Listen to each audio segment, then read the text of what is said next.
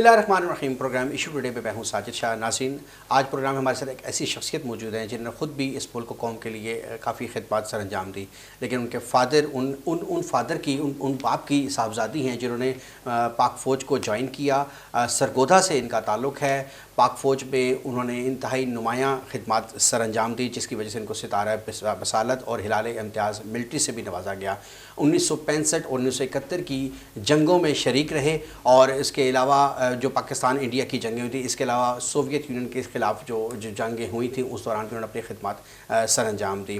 ناظرین، اپنے دورے جو ان کا فوجی دور تھا، اپنی جاب کے دوران وہ D G I S I رہے، ڈی جی ایم آئی رہے، اور کور کمانڈر رہے، اور D G H I T بھی رہے. تو انتہائی اہم سیٹس پہ ان کو لگایا گیا، ان کی کاوشوں کو سراہا گیا. اور اس کے ساتھ ساتھ انہوں نے اپنے جو زندگی کے آخری ایام تھے اس میں انہوں نے کچھ بکس بھی لکھی، اس پہ ہم بات کریں گے. اور اس پروگرام کے سیکنڈ فیز میں ہم بات کریں گے جو محترمہ عظمیٰ گل صاحبہ ہمارے جو آج پروگرام کی گیسٹ بھی ہیں، ان کے جو ایشو چل رہا ہے واران ٹورز کے حوالے سے، ان کے جو کیس کی لیٹسٹ اپڈیٹس کیا ہیں، اس پہ ہم پہلے بھی پروگرام کر چکے ہیں، اس کے کیس کی لیٹسٹ اپڈیٹس کیا ہیں اس پر بات کریں گے. تو سب سے پہلے محترمہ آپ کو ویلکم کہیں گے اپنے پروگرام میں. آپ کا بہت شکریہ، آپ نے آج ہمیں ٹائم دیا. تو محترمہ، سب سے پہلے آپ سے جاننا چاہوں گا کہ آپ لوگوں کا بیسیکلی تعلق سرگودھا سے ہے، آپ لوگ یوسف زئی قوم پٹھان سے آپ کا تعلق ہے. تو آپ کب سرگودھا میں آئے اور کتنے عرصے سرگودھا میں سروائیو کر رہے ہیں؟ میں آپ کو بتاؤں کہ میرے والد کے مطلب میرے دادا پر دادا ہم لوگ پیچھے بنیر سے ہیں، اوریجنلی بنیر کے ہیں، اور یوسف زئی ٹرائب سے تعلق رکھتے ہیں. اور 3-4 جنریشن پہلے ہم لاہور آ گئے تھے، لاہور میں آ کے آباد ہوئے، اور اس کے بعد لاہور سے پھر یہاں زمینیں ملی تو اس زمینوں کے اوپر آ کے سیٹل کیا. 3 جنریشنز آپ سمجھ لیں کہ ہو گئیں. اب تو 4تھی جنریشن چل رہی ہے. تو آپ پنجابی نہیں ہیں جی، تو مگر یہ کہ چونکہ ہمارے گھرانے میں ایک بہت بڑی خاصیت ہے کہ ہمارے ہاں شادیوں کے لیے کوئی سختی نہیں ہے کہ آپ اپنے گھر اسی میں کرنی ہے، کوئی شرط نہیں ہے. تو جہاں بھی آپ نے رشتہ اللہ کا جس طرح طریقہ بتایا ہوا ہے کہ جہاں بھی آپ کو اچھے لوگ مل جائیں آپ وہاں کر لیں.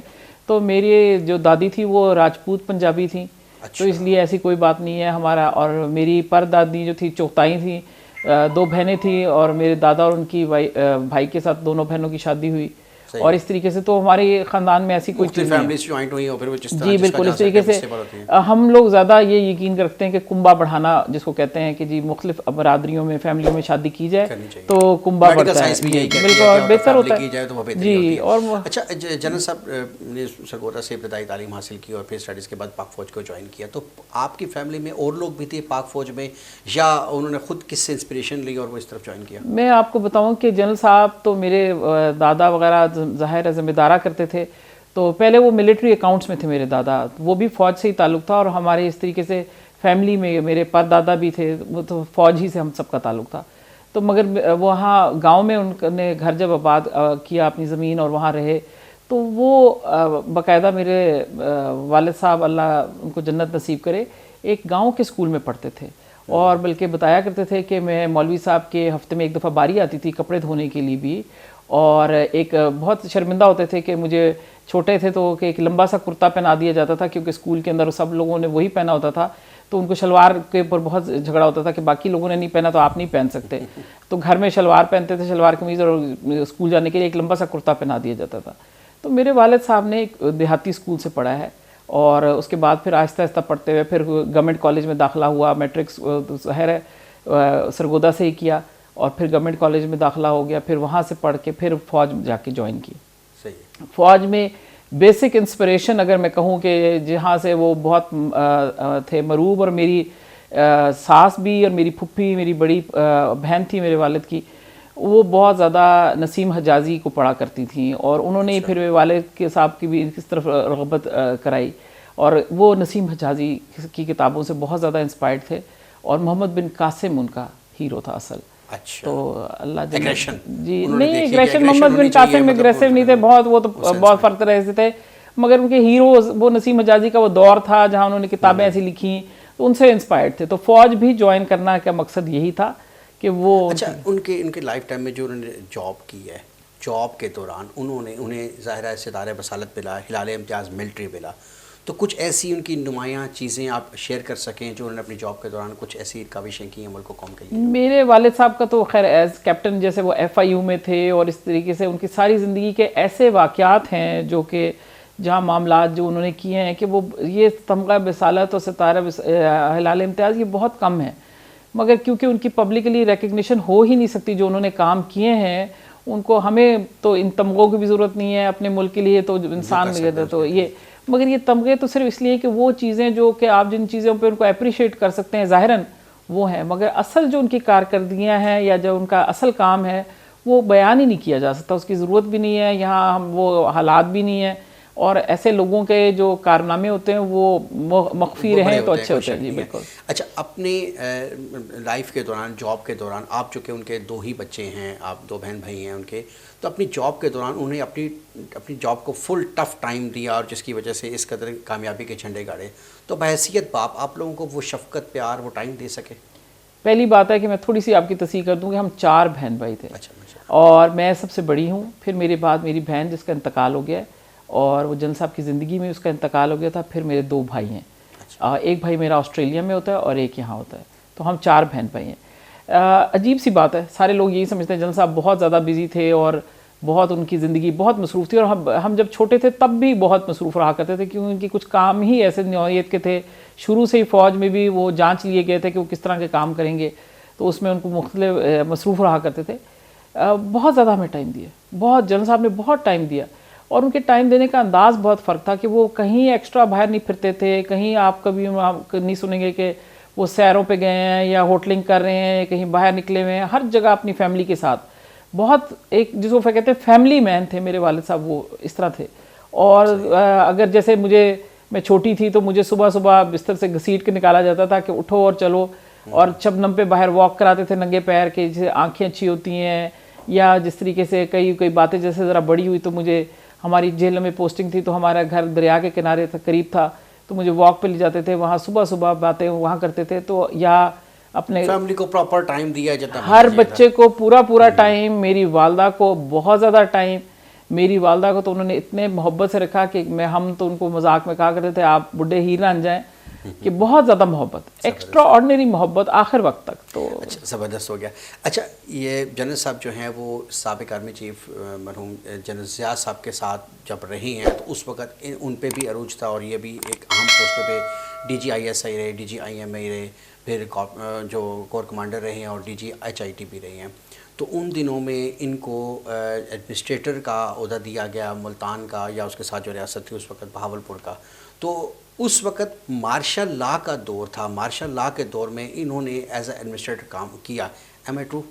جی، ایک حد تک یہ ٹھیک ہے، مگر ایک چیز کی تصحیح کروں گی پھر سے کہ DGHIT نہیں تھے، انہوں نے، ان کی پوسٹنگ ضرور ہوئی تھی، انہوں نے جوائن نہیں کیا تھا. اچھا. تو HIT پہ وہ نہیں گئے تھے. باقی تمام پوسٹ جو آپ بتا رہے ہیں وہ تقریباً یہ کہ martial law administrator, deputy martial law administrator رہے تھے ملتان میں ایز GOC. تو جی بالکل یہ بات صحیح ہے. اچھا، اپنی جاب کے دوران وہ ایڈمنسٹریٹر رہے، انہوں نے مارشاء اللہ کو سپورٹ کیا جاب کی وجہ سے، یا پرسنل ان کے انٹرسٹ کی وجہ سے، یا ان کی جو ان کا انسپریشن تھی، ان کی سوچ تھی، انہوں نے اس کو سپورٹ کیا، فالو کیا، فیور کی. لیکن ان کا 2007 میں جنرل مشرف کے ساتھ اسی بات کے اوپر جب ایمرجنسی لگائی گئی، سابق چیف جسٹس افتخار چودھری کے ساتھ وہ کر انہوں نے پروٹیسٹ بھی کیا اور ایمرجنسی بھی لگائی گئی، گرفتاریاں بھی دی، پروٹیسٹ کیا پراپر. تو اس وقت مارشاء اللہ کو انہوں نے سپورٹ کیا، اب نہیں کیا. ہاں، یہ بالکل صحیح بات ہے آپ نے بڑا اچھا پوائنٹ کیا، اور یہ تجزیہ بالکل صحیح ہے کہ ایک وقت میں جنرل صاحب نے مارشاء اللہ میں کام کیا، ساتھ ان کا سپورٹ کیا، اور مطلب جب آپ کام کرتے ہیں تو آپ سپورٹ ہی کرتے ہیں، اور ایک وقت میں آپ جا کے ان کے خلاف کھڑے ہو گئے. تو مگر یہ بات آپ کو سمجھنی پڑے گی. قائد اعظم کو کسی نے کہا تھا کہ آپ تو کانگریس میں تھے پہلے، اور آپ نے مسلم لیگ میں آ گئے. تو قائد اعظم نے کہا کہ میں کبھی تو مدرسے میں بھی تھا، میں نرسری میں بھی، اسکول میں بھی پڑھتا رہا ہوں. تو یہ ایک گروئنگ ایک پروسیس ہوتا ہے. جنرل صاحب کے لیے یہ بہت بڑا تجربہ تھا جب وہ مارشل لا میں ساتھ رہے، انہوں نے کام کیا، ڈپٹی مارشل لا ایڈمنسٹریٹر، بہت واقعات مجھے سناتے رہے انہوں نے کیا کیا فیصلے کیے. ٹوٹل کمانڈ تھی، ان کی مرضی تھی جو وہ فیصلہ کرتے.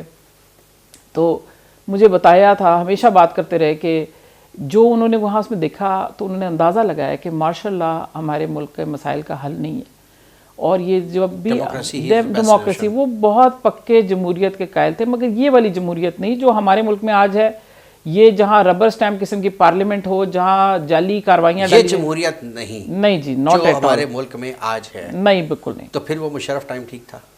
نہیں، مشرف ٹائم کے ساتھ نہیں، آپ سمجھ نہیں رہے کہ وہ مارشل لا والی جمہوریت تھی نا۔ مشرف کی بھی جمہوریت ایک آپ نے چیف ایگزیکٹو ایک ملک کو کمپنی بنا لیا اور آپ اس کمپنی کے چیف ایگزیکٹو بن بیٹھے، یہ تو طریقہ ہی غلط تھا۔ نہیں، میں یہی چیز کہہ رہا ہوں نا، پاکستان میں جمہوریت بھی نہیں چلے گی، چیف ایگزیکٹو بھی نہیں چلے گا، سسٹم کیسے چلے گا؟ وہ ایک متبادل سسٹم ہے جس کو ہم کہہ سکتے، یہ مغربی جمہوریت ہے۔ دیکھیں، جمہوریت کا مطلب بالکل یہ نہیں ہے کہ ہم بالکل مادر پدر آزاد ہو کے یہ کہنا شروع کر دیں کہ by the people for the people, and وہ ان کے لیے ہر چیز ان کے لیے نہیں ہو سکتی، قوم کی یا لوگوں کی ہر چیز رسپانسبلٹیز کو بھی سمجھنا چاہیے، جی۔ مگر ایک چیز اور بھی ہے کہ ہمارا چونکہ آئین میں آرٹیکل 2A جو ہے وہ باقاعدہ کہہ رہا ہے کہ اللہ تعالیٰ کی حاکمیت اعلیٰ ہے، تو حاکم اعلیٰ ہے اللہ تعالیٰ، تو جب اللہ کی حاکمیت ہے تو ہماری جمہوریت بھی ایک لمیٹڈ جمہوریت کی طرح آ سکتی ہے کہ جس میں جو حاکم اعلیٰ کا حکم ہے یا جو اس کے قانون ہے وہ مانتے ہوئے with in that frame work جو جمہوریت ہم رکھ سکتے ہیں وہ ہمیں الاؤڈ ہونی چاہیے۔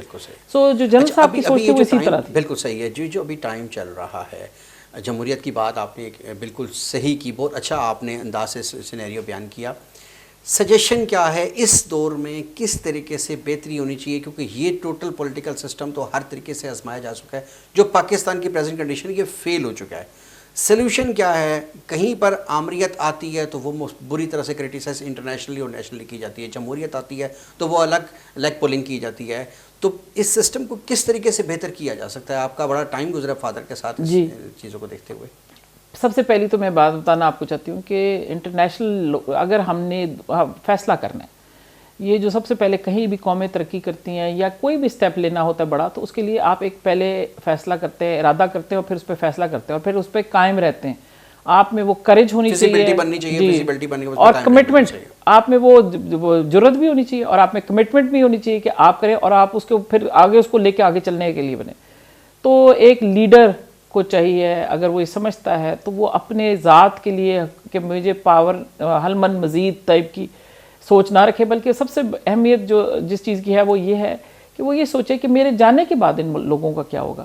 تو آمریت اس لیے ہمارے لیے فیل ہے کہ آمریت میں تو ہر بندہ یہ شخص یہ چاہتا ہے کہ میرے بعد میرے بچے یا میری فیملی یا جو میں کہہ دیا۔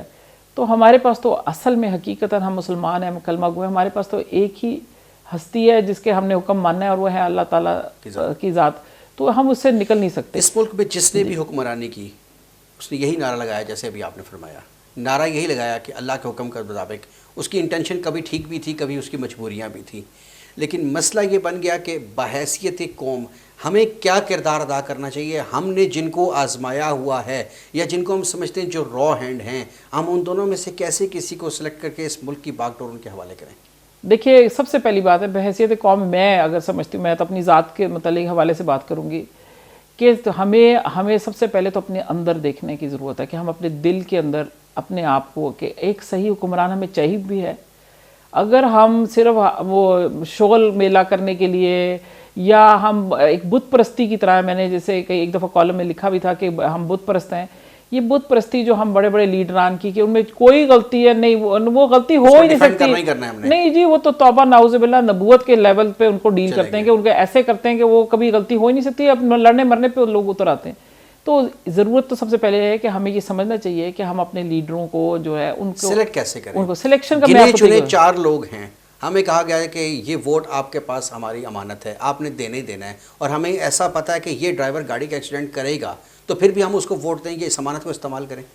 ووٹ دینے میں کوئی حرج نہیں ہے، مگر میں پرسنلی سمجھتی ہوں کہ میرے پاس کا ایک فارمولہ ہے، مجھے جنرل صاحب سے کبھی اتفاق نہیں ہوا اس کو ڈسکس کرنے کا، مگر ایک فارمولہ میں سمجھتی ہوں کہ آپ ہر شخص کی قابلیت کے مطابق اس کی ووٹنگ اہمیت کو پوائنٹس دیں، پارٹی کو ووٹ نہ دیں، قابلیت نہیں، پوائنٹس ہیں۔ جیسے میں آپ کو سمجھاتی ہوں کہ میرے ذہن میں کہ آپ اگر ایڈوکیٹ ہیں، آپ پڑھے لکھے ہیں، تو آپ کے سرٹن پوائنٹس ہونے چاہیے، مگر ایک جاہل آدمی جس کو بالکل علم نہیں ہے اس کے پوائنٹس کم ہونے چاہیے، کیونکہ ظاہر ہے جب اس کو پتہ ہی نہیں ہے، جو آج بھی اپنے پرائم منسٹر کو بادشاہ کہتا ہے، جس کو پتہ نہیں ہے کہ کیا ہو رہا ہے، وہ کسی طرح کا، اس کو آپ ایک پڑھے لکھے بندے کو اور اس کو کیسے برابر کر سکتے ہیں؟ تو پہلے تو بات ہے کہ ہر چیز کی تعلیم کے حساب سے اس کو آپ ججمنٹ کریں۔ جتنے حکمران ہیں، چاہے اس میں پولیٹیکل پارٹیز ہیں یا جو دوسری آمریت نظام ہے، تو کیا ان کو اس پہ غور نہیں کرنا چاہیے کہ تمام قسم کے اکیڈمیز موجود ہیں جن کو پالش کیا جاتا ہے، پولیٹیکل لیڈرز کی کوئی اکیڈمی ہو جہاں سے لیڈرز نکلیں باہر، پھر ان میں سے کوئی پراپر سلیکشن کی جائے؟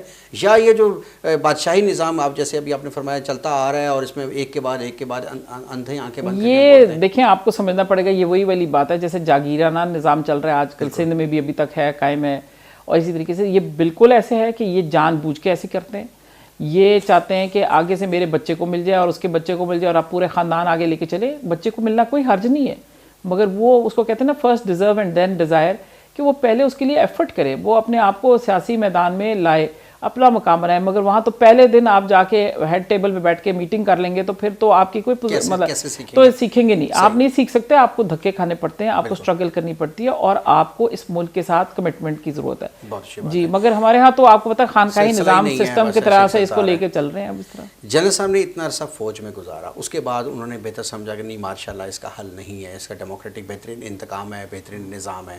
پھر اس کے بعد وہ بڑی اچھا انالیسس کرتے رہے، ٹی وی چینلز کے اوپر نظر آئے ہمیں، انہوں نے بڑی اچھی ڈسکشنز ہوتی تھی اور بڑی دور سوچتی تھی. پولیٹیکل میدان میں خود کیوں نہیں آئے وہ؟ اس لیے کہ میں آپ کو بتاتی ہوں کہ بہت سارے ہمارے ہاں سیاسی لوگ موجود ہیں اور سیاست کرنے کا اتنا شوق ہے لوگوں کو، اور ہر بندہ صرف پرائم منسٹر بننے کا خواب دیکھتا ہے، الٹیمیٹ گول کے اوپر جا رہے ہیں. کوئی نہیں چاہتا کہ اس ملک کے لیے کچھ کرے، کوئی اسٹیٹس مین شپ کے لیے کام نہیں ہے. ہر بندہ یا تو ڈکلیئر کر دیتا ہے کہ وہ قائد اعظم کا ثانی ہے یا کوئی ایسی چیز ہے. ہر ایک اپنے آپ کو ایک بہت اپنے متعلق بڑی اونچی رائے رکھتا ہے.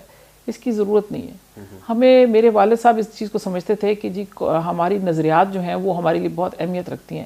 قائد اعظم کو کسی نے کہا تھا آپ بیمار تھے تو آپ تھوڑا سا انتظار کر لیتے تو ہم اس سے بہتر پاکستان کے سچویشن کو ڈیل کر لیتے، آپ نے بیماری کی وجہ سے اس کو کمپرومائز کیا. انہوں نے کہا ہاں میں نے کیا تھا، مگر مجھے تو اگر رومال کے برابر بھی پاکستان مل جاتا تو میں لے لیتا، کیونکہ it was the ideology which is more important. تو ہماری جو میرے والد صاحب کو کی یہ سوچ تھی اور میں اس سے بالکل اتفاق رکھتی ہوں، بلکہ میں ان کی فالو بھی کر رہی ہوں، کہ پیروی کرتی ہوں کہ آئیڈیالوجی کو پروٹیکٹ کرنا زیادہ ضروری ہے. تو وہ کہتے تھے کہ یہ لوگ کرتے ہیں سیاست، ان کی پاور پالیٹکس کرتے ہیں، ہم پریشر گروپ بن کے لوگوں کو، حکومتوں کو اس ٹریک پہ رکھیں کہ وہ اپنی نظریات سے نہ ہٹ سکے. اور یہی ان کا رول تھا اور وہ بڑا کامیابی سے کر گئے اپنا کام. بہت ساری ایسی باتیں جو لوگوں کو پہ رہ کے اپنا انہوں نے کام کرنے کی کوشش کی ہے. اچھا جنرل صاحب نے اتنا عرصہ اتنی اہم پوسٹوں پہ گزارا ہے، ملک و قوم کے لیے بہت خدمات ہیں ان کی، کوئی شک نہیں ہے. اس کے باوجود انٹرنیشنل لیول پہ ان کے اوپر الزامات لگتے رہے، یہ القاعدہ اور طالبان کو سپورٹر ہیں، ان کے حامی ہیں، ان کے ساتھ کی ہیں. تو اس میں کیا صداقت ہے؟ دیکھیں القاعدہ کے تو وہ بالکل سپورٹر نہیں تھے، یہ تو بالکل غلط الزام لگایا گیا تھا.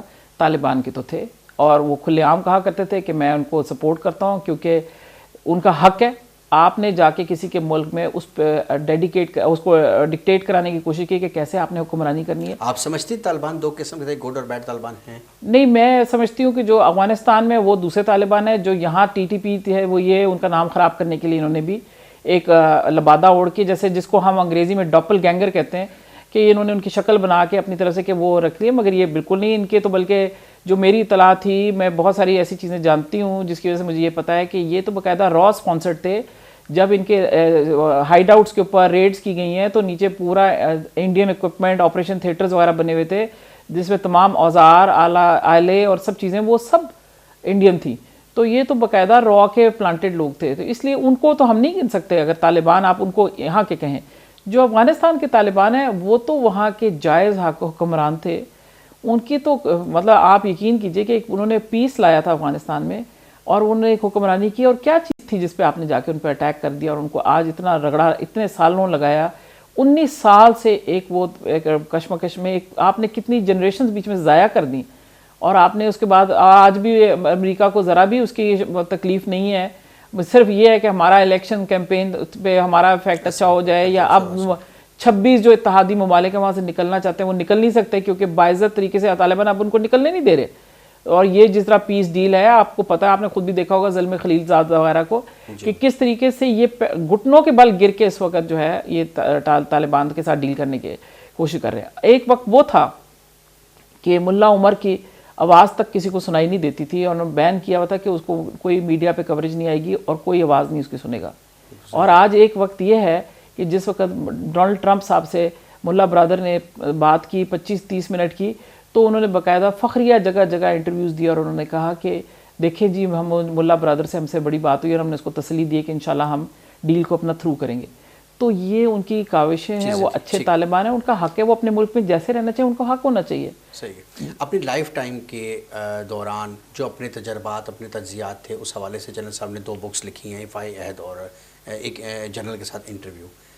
इसके बारे में थोड़ा सा बताइएगा क्या डिटेल्स थी? ये मेरे वालिद साहब ने बुक्स नहीं लिखी, ये उनके कॉलम्स की और या उनकी मुख्तलिफ़ किस्म की बातें थी जो कि जहाद कश्मीर एक मैगज़ीन था उसके लिए, उसमें भी बहुत वो बयान शान बोलते थे, बताते थे। तो वो उसकी उन्होंने एक मजमुआ सा इकट्ठा करके बनाया। तो जनरल साहब ने कोई किताब नहीं लिखी। ठीक हो गया। आखिरी अयाम जनरल साहब ने सरगोधा रावलपिंडी के बजाय मरी में जो गुजारना मुनासिब समझे। अचानक उनकी हादसाती मौत हुई, हमने सुना, हमें पता चला जिस तरीके से। तो वो प्रेफरेंस के पीछे क्या राज था?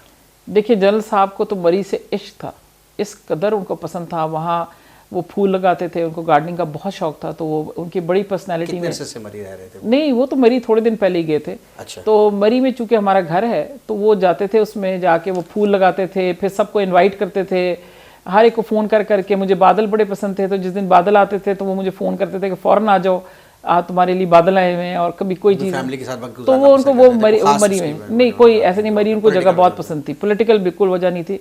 और आखिरी अयाम में तो इसलिए भी गए हुए थे कि मेरी वालदा की कीमोथेरेपी हो रही थी, तो उनकी तबीयत वहाँ मरी में जाके ज़रा बेहतर हो जाती थी, तो फ्रेश हो गई थी थोड़ी सी, तो इसलिए वो लेके गए हुए थे। बिल्कुल ठीक है। नाज़रीन, बड़ी अच्छी गुफ्तगू हो रही है जनरल साहब की लाइफ के हवाले से। चूँकि टाइम की भी कमी है तो कोशिश करेंगे फ़ेज़ 2 की तरफ भी हम बढ़ें। जो अभी इस प्रोग्राम का फ़ेज़ 2 के हवाले से जो मोहतरमा के साथ, चूँकि जनरल साहब ने लाइफ टाइम में बहुत काबिशें उनकी खिदमत हैं इस मुल्क कौम के लिए, लेकिन उनके बाद उनकी लाइफ टाइम में भी किसी हद तक, लेकिन उनके बाद ख़ास तौर पे इनकी जो साहबजादी हैं उनके साथ जो इन्होंने एक प्रोजेक्ट था इनका वारान टूर्स के नाम से, उसमें काफ़ी इनके साथ पहले प्रोग्राम इस पर कर चुके हैं। काफ़ी ज़्यादतियाँ हुई हैं, government of Punjab, government of Pakistan की तरफ से इनसे कब्ज़े छीने गए हैं जगहों के, और काफ़ी ज़्यादा पाबंदियाँ लगाई गई हैं। तो इस हवाले से बात करेंगे इनके केस के हवाले से। मोहतरमा में मज़ीद इस पर बताइएगा, वो जो केस आपका चल रहा था जी बिल्कुल, उसमें इलीगल पोजेसन आपसे ले लिया गया था, अब लेटेस्ट उस केस की क्या पोजीशन? देखिए हमारे इलीगली इन्होंने लिया हमसे पोजेसन, क्योंकि मेरे पास कोर्ट का स्टे भी था और वो मैं आपको दिखा भी चुकी हूँ पिछले प्रोग्राम में और सारी जगह बताया भी है। और उसके लिए फिर चूँकि मेरे पास कागजात नहीं थे, सारी फाइलें और तमाम सामान उठा के ले गए थे, और कोरोना की वजह से अदालतें भी बंद थी, तो मुझे ज़रा बहुत दिक्कत हुई कि किस तरीके से मैंने वो अरेंज किए कागज़ और चीज़ें। तो केस कर दिया था, फाइल कर दिया था, और 3 तारीखें पड़ चुकी हैं। और गवर्नमेंट ने क्या जवाब क्या दिया है गवर्नमेंट? जवाब नहीं, गवर्नमेंट उसका कोई जवाब दावा नहीं दे रही और लटका रही है, तारीखें ले रही है। हमें अब यही हम कह सकते हैं कि वही तरीका है कि जब कोई चीज़ का हल नहीं होता तो फिर आप लटका देते हैं केस को, तो तारीखें ले लेते हैं। चूँकि हुकूमत होती है, आप हुकूमत की तरफ से जब वकील पेश होता है और वो तारीख मांगता है, तो ज़ाहिर है जजेस भी ज़ाहिर है लिहाज तो करते हैं कि जहाँ हुकूमत के मामलात में देर सवेर हो जाती है, मगर बहरहाल नहीं बिल्कुल जी, हमारी तरफ से हमने कंटेम्प्ट ऑफ कोर्ट मूव कर दी है। हमने बाकायदा इनको लीगल नोटिस भी भेज दिए हैं, जो भी चीज़ें हमने करनी थी वो कर ली हैं। अलबत्ता अब इंतज़ार है, अब देखिए कि ये कब तक चलता है।